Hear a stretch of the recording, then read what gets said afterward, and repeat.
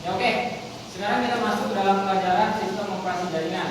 Nah, sebelum mulai kita absen dulu ya. Ini hari Senin. Abdul Rahman hadir. Ahmad Kurnia Ilahi Hadir. Aliasa Hadir. Alivia Anwarudin Hadir, Pak. Asrin Mahendra. Hadir. Tidak ada keterangan apa. Bella Indria Beviola.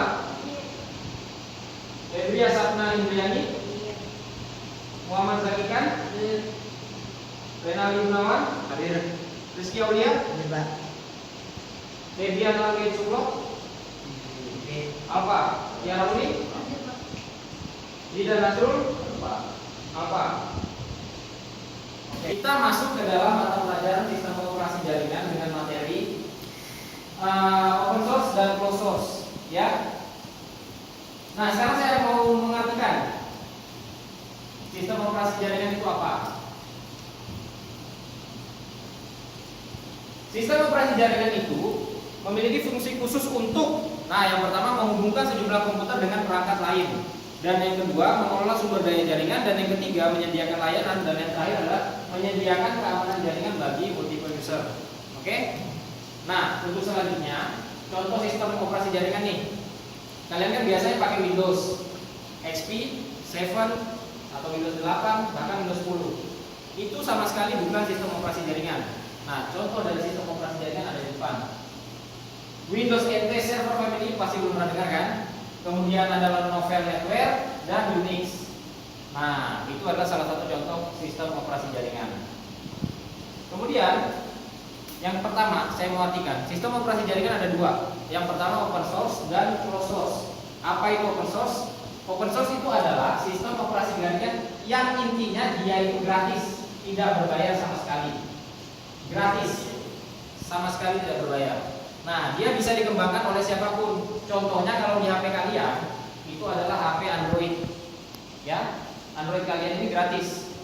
Samsung bisa pakai, Xiaomi bisa pakai, kemudian Asus bisa pakai, bahkan HP saya juga bisa pakai. Nah, kalau kalian mau mengembangkan juga bisa. Itu adalah ciri dari open source. Dia gratis. Nah, selanjutnya keuntungan. Nah, namanya perbandingan pasti ada keuntungan dan kerugian ya. Keuntungannya banyak. Tenaga SDM yang berperan mengerjakan proyek itu sangat banyak. Kemudian yang kedua, kesalahan lebih cepat ditemukan karena yang mengembangkan banyak. Dan lain sebagainya sampai bawah ada lebih aman, hemat biaya, dan tidak mengulangi development. Itu semua kelebihan dari open source. Oke, selanjutnya kekurangan. Nah, kekurangannya juga pasti ada. Kekurangannya adalah SDM yang dapat memanfaatkan open source itu sangat kurang.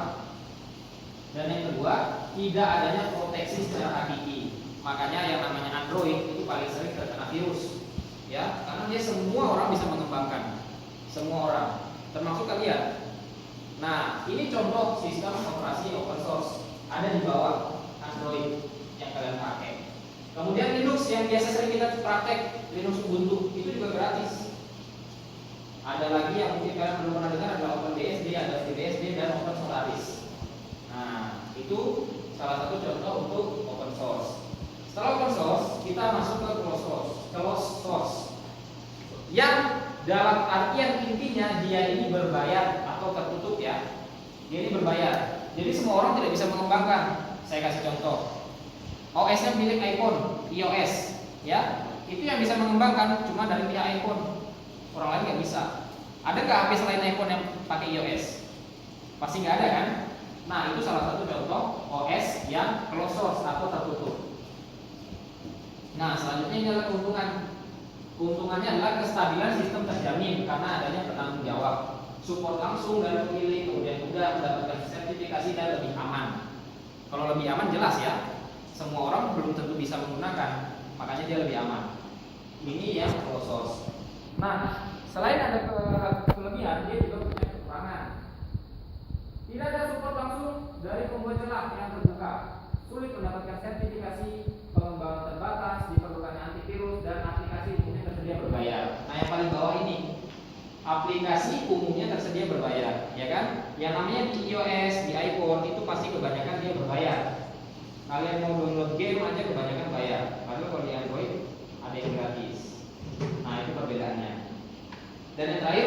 contohnya untuk closed source ini yang pertama adalah Microsoft Windows yang kalian pakai di lab kalian masing-masing, di laptop kalian masing-masing. Ini sebenarnya berbayar. Ya, itu berbayar. Lisensinya itu bayar. Nah, kemudian yang kedua adalah macOS. macOS ini adalah OS yang dipunya oleh Apple, tapi untuk desktop. Ya, kalau di iPhone dia namanya iOS, tapi kalau di desktop dia namanya macOS. Stop. Nah, tadi saya sudah menjelaskan nih pengertian antara open source dan closed source dalam sistem operasi jaringan. Sekarang saya mau kasih tugas sama kalian. Ada sedikit soal 5 pilihan ganda yang harus kalian kerjakan. Nah, sekarang kalian buka Classroom, boleh menggunakan laptop, komputer atau HP kalian. Silakan buka Classroom. Dan setelah kalian buka Classroom, kalian masuk ke kelas sistem operasi jaringan. Nah, di dalam sistem operasi jaringan, di situ ada saya buat tugas mandiri. Tugas mandiri. Tugas mandiri dibuka.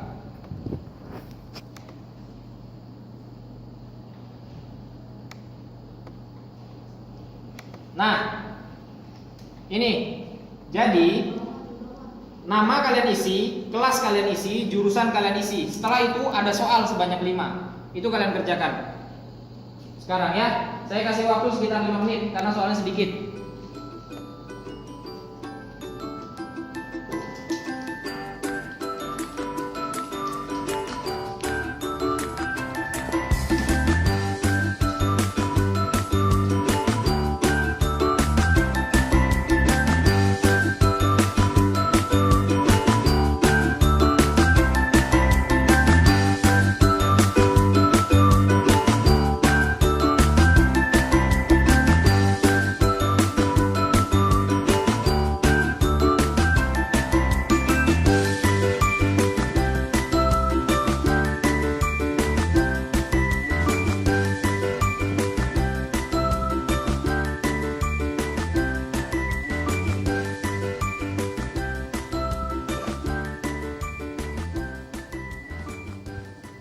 Nah, di sini kelihatan Aliasa sudah selesai.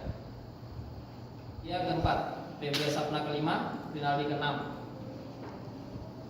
Yang belum segera Abdul Rahman,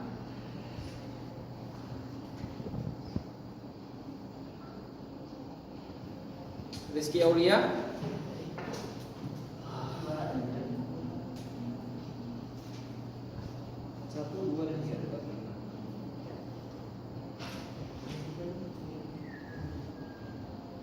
Zaki,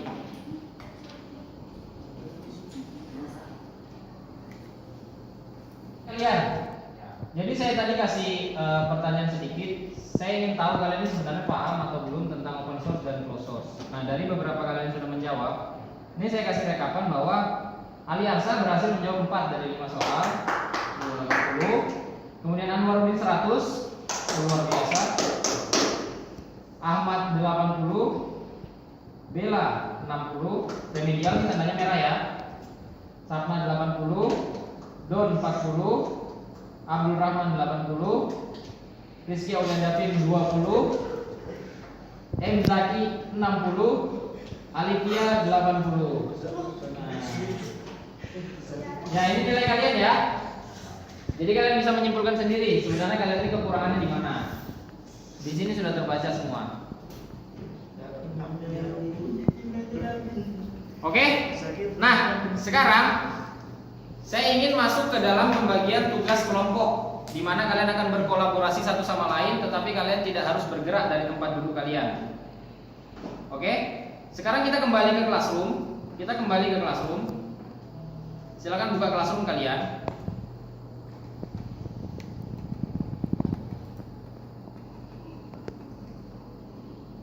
Nah, di dalam Classroom di situ ada saya buat tugas kelompok.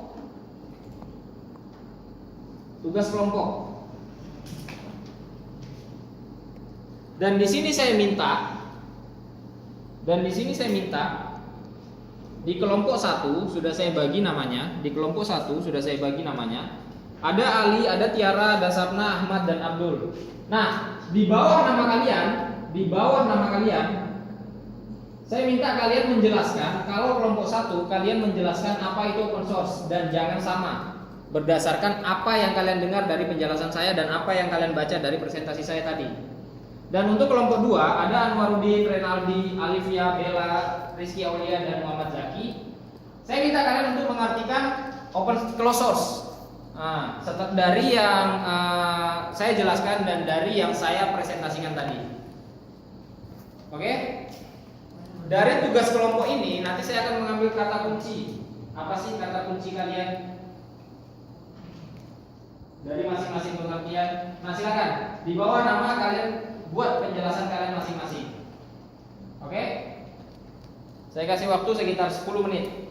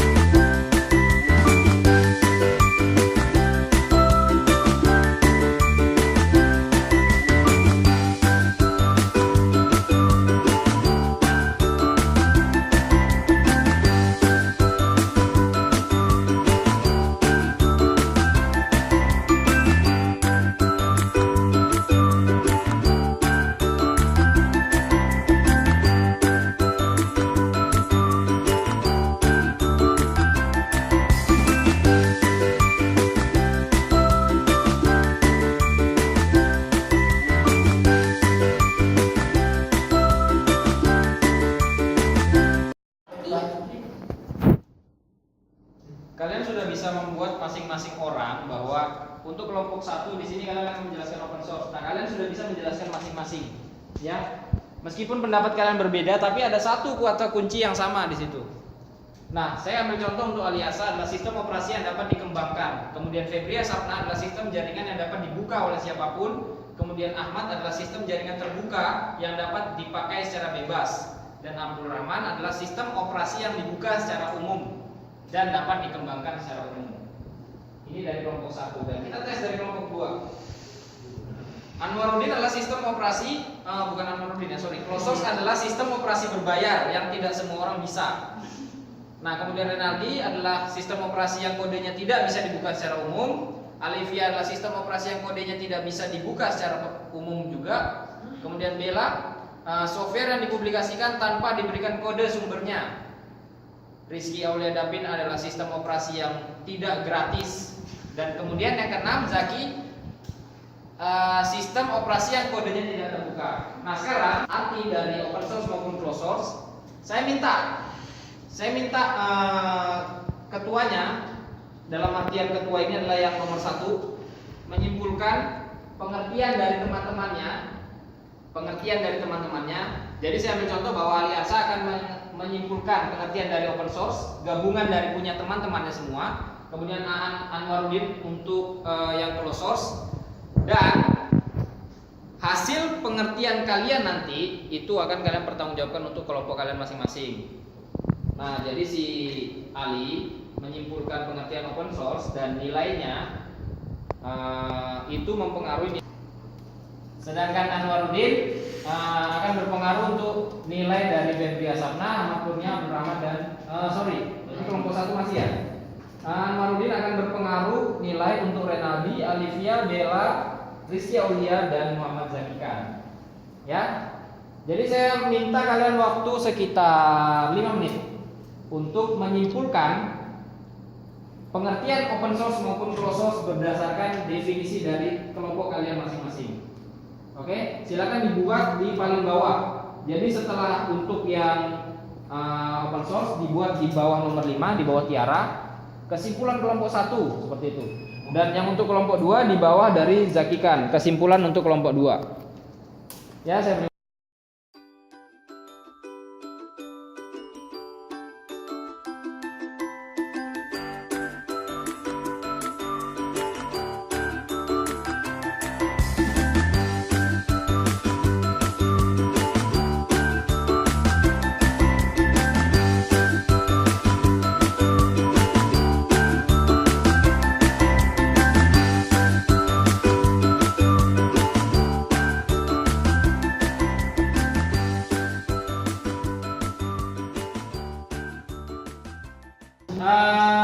Tadi masing-masing dari kalian sudah mengartikan atau mendefinisikan pengertian dari open source maupun closed source. Nah, sekarang ketua kelompok kalian menyimpulkan apa itu open source dan apa itu closed source. Dan dari kelompok 1, pengertian open source yang dibuat oleh ketua kelompok 1 adalah sistem operasi yang sifatnya terbuka secara umum, gratis dan bebas, yang bisa dibuka oleh siapapun dan dapat dikembangkan lagi oleh siapapun yang menggunakannya.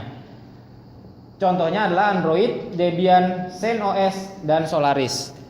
Nah, kalau kalian pikir ini benar atau enggak? Ya benar. Benar.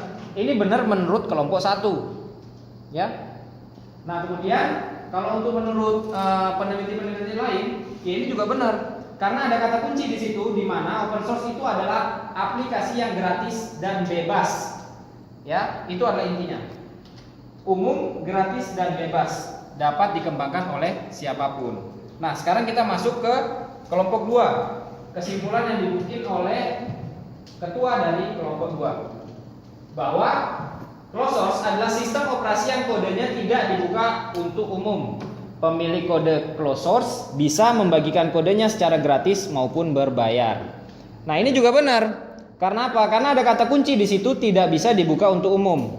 Dan pemilik kode closed source bisa membagikan secara gratis maupun berbayar. Tapi kurang contoh di sini ya. Di apa namanya kalau Microsoft Nokia? Lumia. Itu ada aplikasi yang gratis, ada juga aplikasi yang berbayar. Jadi bebas.